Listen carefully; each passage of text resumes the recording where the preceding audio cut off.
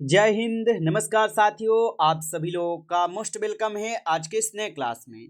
साथियों, आज के इस क्लास में हम सभी लोग जो है पढ़ने वाले हैं बीएसएससी कार्यालय परिचारी भर्ती 2026 के एग्जाम के लिए मोस्ट इम्पोर्टेंट प्रीवियस ईयर के क्वेश्चन को, जो कि साथियों आपके बीएसएससी कार्यालय परिचारी भर्ती 2026 के एग्जाम के लिए काफ़ी इंपॉर्टेंट क्वेश्चन है। तो आप सभी लोग जो इस क्लास को बिल्कुल अच्छी तरीके से लास्ट तक देखिएगा और इस क्लास में दिए जाने वाले इन सभी क्वेश्चन को आप अच्छे से जरूर याद कर लीजिएगा, जिससे कि आप जो अपने एग्जाम में सभी क्वेश्चन को आसानी तरीके से बना पाएंगे। तो चलिए साथियों, क्लास को स्टार्ट करते हैं। उनसे पहले यदि आप इस चैनल पे पहली बार जुड़ रहे हैं तो साथियों आप जो इस चैनल को सब्सक्राइब कर लीजिए और सब्सक्राइब करके साथियों आप ऑल नोटिफिकेशन को भी ऑल पे जरूर दबा लीजिए, जिससे कि जब भी कोई नई क्लास हो सबसे पहले क्लास का नोटिफिकेशन आपके पास जो है पहुंच सके। तो साथियों आप इस चैनल को सब्सक्राइब कर लीजिए, साथ ही साथ आप जो है साथियों इस क्लास को भी लाइक जरूर कर लीजिएगा। तो चलिए साथियों क्लास को स्टार्ट करते हैं और देखेंगे साथियों क्वेश्चन क्या दिया गया है।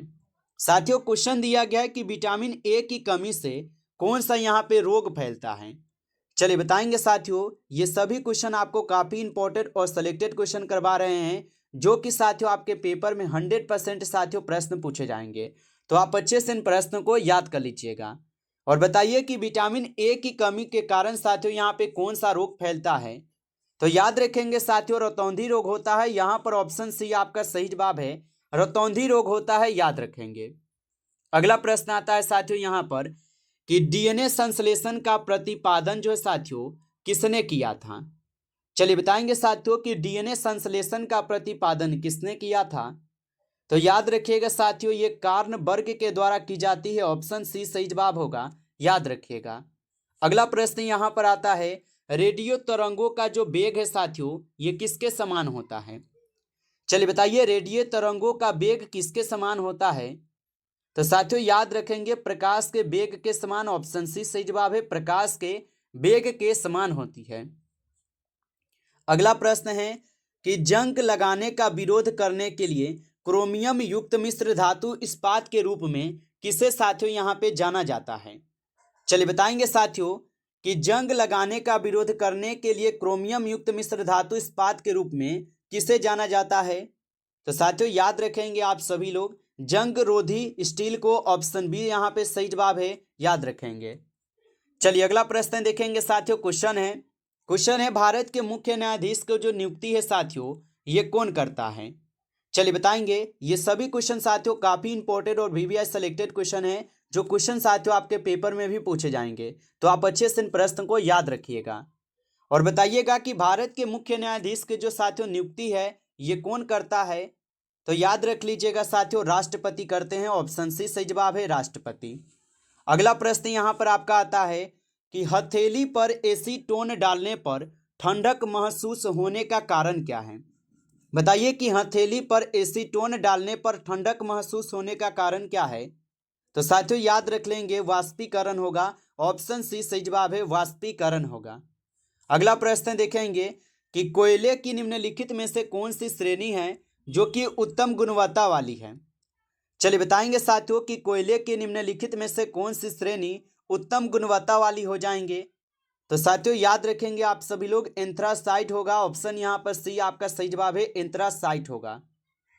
अगला प्रश्न है साथियों, रेडियो कार्बन निर्धारण का उपयोग किसकी आयु ज्ञात करने के लिए साथियों जो है की जाती है।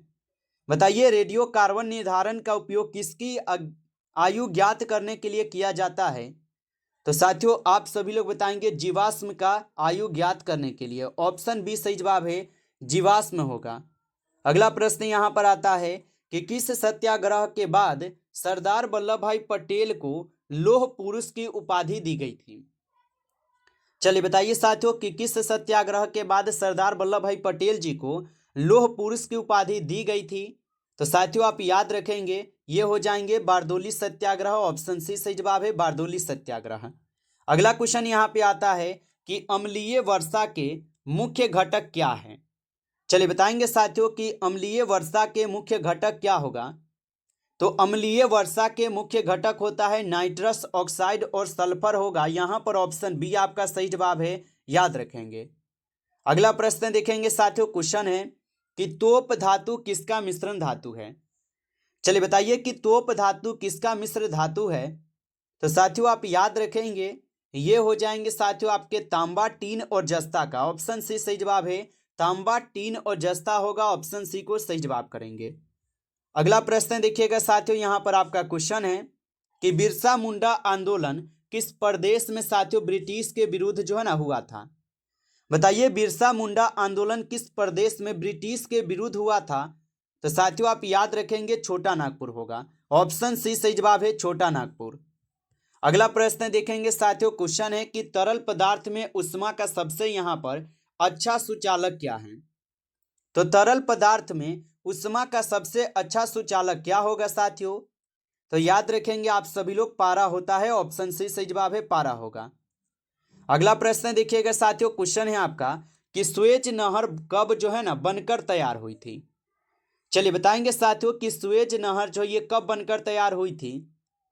तो साथियों याद रखिएगा सुएज नहर जो है ये आपके 1869 में बनकर तैयार होती है। ऑप्शन बी सही जवाब है, 1869 में। अगला प्रश्न आता है कि क्लोरोजाइनोल और टेररपिनोल का यहाँ पे मिश्रण क्या कहलाता है। चलिए बताइए साथियों, और आप लाइक नहीं किए साथियों इस क्लास को, तो आप इस क्लास को एक बार ज़्यादा से ज़्यादा लाइक जरूर कर लीजिएगा। चैनल पे पहली बार जुड़ रहे हैं साथियों तो आप इस चैनल को भी सब्सक्राइब करके आप ऑल नोटिफिकेशन को भी ऑल पे दबा के जुड़ जाइएगा, जिससे कि जब भी कोई नई क्लास हो सबसे पहले क्लास का नोटिफिकेशन आपके पास जो है साथियों पहुंच सके। और यदि आपको पीडीएफ नहीं मिला हो साथियों, आप कमेंट करके हमें जरूर बताएंगे, ठीक है। और बताइए क्लोरोजाइनोल और टेटरपिनोल का यहाँ पे मिश्रण क्या कहलाता है। तो याद रख लीजिएगा साथियों, डेटोल कहलाता है। यहां पर आप लोग का सही जवाब डी हो जाएंगे, डेटोल कहलाता है। अगला प्रश्न देखेंगे कि जलमग्न वस्तुओं का पता लगाने के लिए कौन सा यहाँ पे उपकरण का प्रयोग किया जाता है। तो जलमग्न वस्तुओं का पता लगाने के लिए कौन सा उपकरण का प्रयोग किया जाता है। तो साथियों यहाँ पर सोनार का प्रयोग होता है। ऑप्शन बी सही जवाब है, सोनार का। चलिए अगला प्रश्न देखेंगे साथियों, क्वेश्चन दिया गया है कि सेबेसियस ग्रंथियां कहाँ जो है ना पाई जाती है। तो सेबेसियस ग्रंथियां साथियों कहाँ पर पाई जाती है। तो याद रखेंगे साथियों ये पाई जाती है अस्थियों की त्वचा के डर्मिस में। ऑप्शन बी सही जवाब है यहाँ पर, याद रखिएगा। अगला प्रश्न देखेंगे साथियों, क्वेश्चन है कि फिलोसफिकल जियोलॉजी के लेखक जो है साथियों यहाँ पर कौन है। बताइए कि फिलोसफिकल जियोलॉजी के लेखक कौन हो जाएंगे। तो साथियों आप सभी लोग याद रखेंगे लेमार्क हो जाएंगे। ऑप्शन बी सही जवाब है, लेमार्क होगा, याद रखेंगे। अगला प्रश्न आता है साथियों, किसने नारा दिया कि मानव के लिए एक धर्म, एक जाति और एक ईश्वर है। चलिए साथियों बताएंगे कि किसने यह नारा दिया है कि मानव के लिए एक धर्म, एक जाति और एक ईश्वर है। तो साथियों ये नारा दिए थे आपके श्री नारायण गुरु जी। ऑप्शन सी सही जवाब है, श्री नारायण गुरु दिए थे। चलिए अगला प्रश्न यहाँ पर आता है आपका, निम्न में से कौन सा यहाँ पे उत्तक जो है घाव भरने में सहायक होता है। चलिए बताइए साथियों कि निम्न में से कौन सा यहाँ पे उत्तक है जो कि घाव भरने में सहायक उत्तक है। तो याद रखेंगे साथियों यहाँ पर हो जाएगा संयोजी उत्तक। ऑप्शन सी सही जवाब है, संयोजिक उत्तक होगा। अगला प्रश्न देखेंगे साथियों, क्वेश्चन है कि टिंडन जो है ये किससे जोड़ता है। चलिए बताइए कि टिंडन किसे जोड़ता है। तो साथियों टिंडन जो है ये जोड़ते हैं आपके अस्थि को पेशी से। ऑप्शन यहाँ पर बी सही जवाब है, अस्थि को पेशी से। अगला प्रश्न देखेंगे, क्वेश्चन है भारत की प्रथम जल विद्युत यहाँ पे परियोजना कौन सी है। चलिए बताएंगे साथियों कि भारत की प्रथम जल विद्युत परियोजना कौन सी है। तो साथियों याद रखिएगा आप सभी लोग, कावेरी नदी पर शिव समुद्र परियोजना। ऑप्शन यहाँ पर बी सही जवाब है, कावेरी नदी पर शिव समुद्र परियोजना।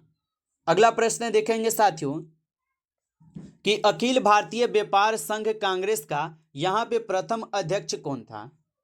तो अखिल भारतीय व्यापार संघ कांग्रेस का प्रथम अध्यक्ष कौन था। तो साथियों आप सभी लोग याद रखेंगे व्योमेश चंद्र बनर्जी हो जाएंगे। ऑप्शन बी सही जवाब है, व्योमेश चंद्र बनर्जी होगा। आगे देखिए साथियों, क्वेश्चन है कि धातु का वह गुण कौन सा है जिसके कारण उसे तार के रूप में ढाला जा सकता है। तो धातु का वह गुण कौन सा है जिसके कारण उसे तार के रूप में ढाला जा सकता है। तो साथियों तन्यता होगा। ऑप्शन डी यहां पर आपका सही जवाब है, तन्यता होगा। अगला प्रश्न है कि एक गिलास पानी पीने से कितनी कैलोरी जो है साथियों ऊर्जा प्राप्त होती है। तो एक गिलास पानी पीने से कितने कैलोरी ऊर्जा प्राप्त होती है? तो साथियों आप बताएंगे शून्य प्राप्त होती है, शून्य प्राप्त होती है, ऑप्शन सी होगा। अगला प्रश्न है यहाँ पर कि देवासुर में साथियों यहाँ पर कौन सा समास है? चलिए बताएंगे साथियों कि देवासुर में कौन सा समास होगा। तो याद रखिएगा साथियों, देवासुर में यहाँ पर हो जाएंगे द्वंद्व समास, ऑप्शन सी से जवाब है द्वंद्व समास होगा, याद रखेंगे। अगला प्रश्न है कि स्त्रीत्व में कौन सी यहाँ पे संज्ञा है? चलिए बताइए कि स्त्रीत्व में कौन सी संज्ञा है? तो स्त्रीत्व में हो जाएंगे भाववाचक संज्ञा, ऑप्शन सी सही जवाब है भाववाचक संज्ञा होगा। अगला प्रश्न देखेंगे साथियों कि कौन सा शब्द हमेशा बहुवचन में ही प्रयुक्त होता है? चलिए बताएंगे साथियों कि कौन सा शब्द है जो कि हमेशा बहुवचन में प्रयुक्त होता है। तो साथियों यहाँ पर हो जाएंगे आपके प्राण। प्राण जो है ये हमेशा क्या है? तो ये बहुवचन में ही प्रयुक्त होता है। अगला प्रश्न है कि निम्न शब्दों में से पुल्लिंग शब्द को चुनिए। यहाँ पर बताना है आपको कि कौन सा है शब्द जो कि पुल्लिंग शब्द है। तो यहाँ पर आपके पुल्लिंग शब्द हो जाएंगे साथियों बुढ़ापा, ऑप्शन डी के सही जवाब कीजिएगा। बुढ़ापा जो है ये पुल्लिंग शब्द है। आगे देखिए साथियों, क्वेश्चन दिया गया है कि संघ सरकार का यहाँ पे उदाहरण है। बताइए संघ सरकार का उदाहरण क्या होगा? तो संघ सरकार का उदाहरण होगा साथियों अमेरिका, ऑप्शन ए सही जवाब है अमेरिका होगा, याद रख लीजिएगा।